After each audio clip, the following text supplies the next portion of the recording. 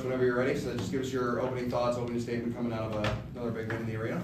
Yeah, listen, it's nice to protect home court. You know, we need to be very good at home this year, and I thought our guys showed good resilience against a good team. You know, Eastern Oregon deserves a lot of credit. They shoot the ball at a really high clip. They gave Eastern Washington a good run, so we knew this was going to be a big challenge.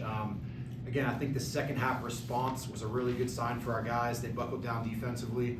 We gave up 9 threes in the first half, and then the second half, not only did they only make one three, but they only shot 6 of them. So the guys did a really good job making that adjustment. You know, a couple specifics that were great. I think the energy in the building was fantastic late, and I know we kind of broke some records here with the attendance over the first 2 games. And I just want to thank all the Vandal fans who came out after a long day of Vandal athletics. They showed up and brought their energy and their juice. We needed it, and I'm just really grateful to all the Vandal fans. And hopefully we can keep having that home court advantage throughout the year. The other thing is, you know, our guy Kolton Mitchell here, eclipsing 500 points. You know, he's a special guy who has earned this with work and time in the gym, and it's just the start of something special for him. But for him to already, you know, pass 500 points as a Vandal is a special thing. So, yeah, really proud of him, and he's got a bright future. So all in all, this is a great team win and a good stepping stone for us. Questions for Coach? Yeah, Kolton, I just want to ask you about the milestone. Coach first, or? Hey, love you. Okay. Kolton first. that milestone hitting the 500 points. You know, you really poured your heart and soul into this program since you came here last year. What does it mean to you to hit that mark today? Yeah, no, it means a lot, especially doing that as a Vandal, local kid. It means everything to me, but it's also, you know, I'm here to win games, and so it's a nice thing to have, but we're here to win a championship too. And Eastern had, you know, 6 players with 5 or more points in the first half coming out. Were you guys kind of impressed with their depth? Eastern Oregon, sorry, not Eastern. Yeah, I think they're a really good basketball team. I've played against a lot of those kids growing up and everything, so I knew how tough this game was going to be. And, you know, credit to them, they hit a lot of tough shots early and made us make adjustments. So yeah, credit to them.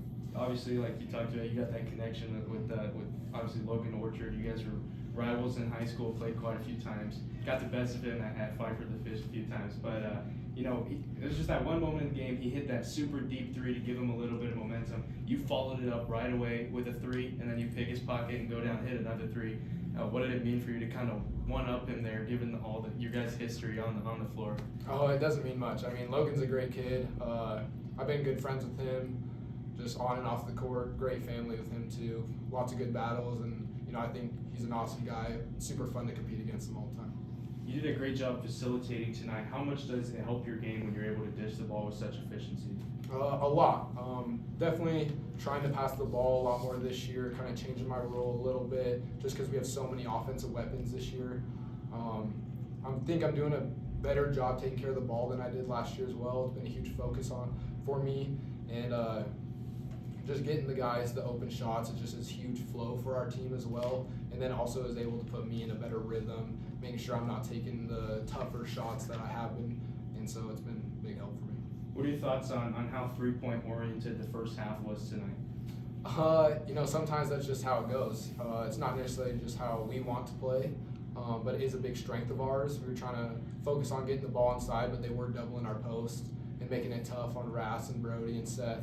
So, you know, sometimes it just happens getting a lot of 3s. You're one of the 4 starters that hail from Idaho on this team. Second start in the ICCU arena for Jackson Rasmussen. He had a huge game once again. You know, what does it mean for your squad when you've got a freshman that can really take over games like he can? Yeah, no, it's awesome. Getting a dominant post player was, you know, I think something that Coach really wanted this season. He's just an animal, you know. If you looked at him, you wouldn't think he's a freshman either. He's been college ready for, you know, I'd say 2 years now, going over playing prep, getting a lot of experience. And, you know, the thing that I've been most impressed with him is just the steadiness with him. You know, he doesn't get too high, too low. He just kind of get the same guy all the time, which is awesome. Thanks, Kolton. That's all I got a couple for Kolton. Okay. So, Kolton, being able to play in front of that crowd, and we've had some good crowds here at ICCU Arena so far this season, having that energy from the fans, what does that do for you as a player, and what do you think it does for your teammates as well? Yeah, for me individually, it does a lot. You know, seeing how many people are coming to support us, first of all, like, that just means so much. People who want to come out, support Vandal Athletics, support our team, it's awesome. And then with our team, it's just so much more energy for us. After hitting a big three, the crowd goes crazy. It just makes us want to, get a defensive stop, sit down, get in a stance. So it really helps us throughout the whole game. And I want to ask you about Miles Klapper, kind of a fan favorite. I think he's a campus favorite as well. Everybody seems to love him. Good minutes from him, 15 points from him.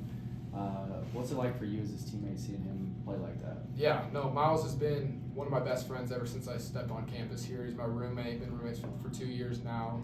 Really just one of my great friends, but seeing him have success on the court is just, it's awesome to be able to see for me and then also our team. We're really going to need him down this stretch throughout conference and everything, so making sure that he has the confidence that he has and has displayed throughout this game and then also the women game at home here. It's everything to me and it's everything to this team that we need as well. Anything else, Austin? Cool.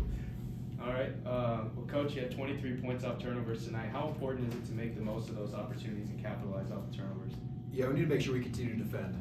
The identity of this team is changing a little bit. I feel like last year when we scored the ball well, we could beat anybody, but this year we need to be able to grind out wins, and defending, rebounding, turning teams over is a big part of that. So yeah, really proud of the defensive effort.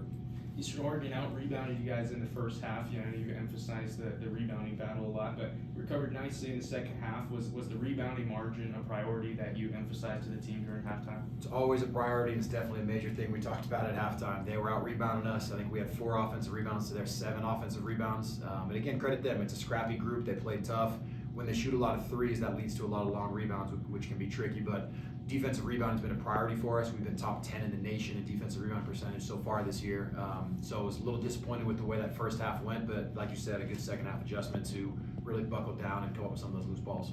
And then looking at your other main priority, points in the paint, outscored them 44-20 tonight.